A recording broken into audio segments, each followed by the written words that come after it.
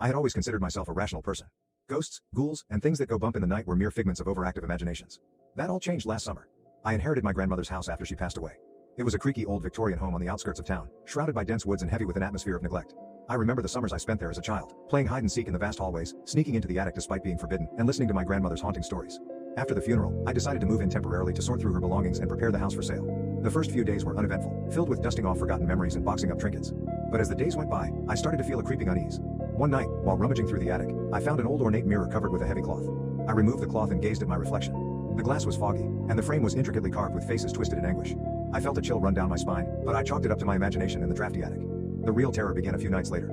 I was lying in bed, half asleep, when I heard a soft whispering. It was so faint that I couldn't make out the words, but it seemed to be coming from the direction of the attic. I ignored it, attributing it to the house settling or the wind. The next morning, I found the attic door ajar. I distinctly remembered closing it the night before. A feeling of dread settled in my stomach. I decided to avoid the attic for the rest of my stay. One evening, as I was reading in the living room, the whispers started again. This time they were louder, more insistent. I tried to drown them out with music, but the whispers seemed to seep through the walls. I could make out my name being called over and over, a beckoning chant that sent shivers through me. Sleep eluded me that night. Every creak and groan of the house seemed amplified, each shadow a lurking presence. Around 3 a.m., I heard a loud crash from the attic. Heart pounding, I grabbed a flashlight and hesitantly made my way up the stairs. The attic was in disarray, boxes overturned and their contents strewn across the floor. And there, in the center of the room, stood the mirror. The faces on the frame seemed more twisted, more tortured than before. As I approached, the air grew colder, and I could see my breath fogging up. I shone the flashlight on the mirror and froze. My reflection was there, but it wasn't me. The figure in the mirror had hollow eyes and a malevolent grin. It raised its hand, and I felt an icy grip around my wrist.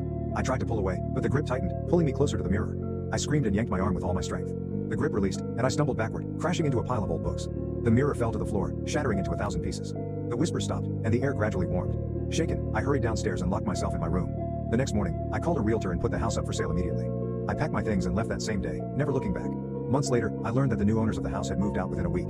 They claimed the house was haunted, plagued by whispers and the constant feeling of being watched.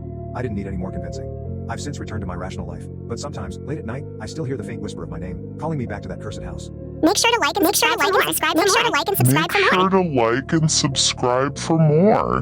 Make sure to like and subscribe for more.